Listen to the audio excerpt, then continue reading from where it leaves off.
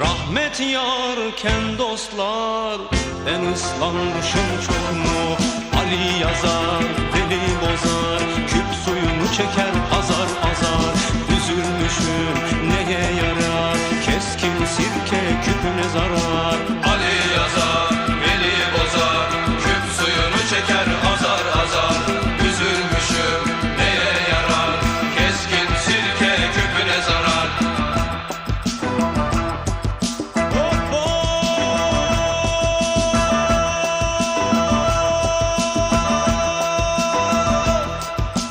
Bir gün dönsem sözümden, düşerim dost gözünden. Dünya dönüyor dostlar, bir sözden dönsem çok mu? Devran dönüyor dostlar, ben dönmüşüm çok mu? Ali yazar, Veli bozar, küp suyunu çeker azar azar. Üzülmüşüm neye yarar,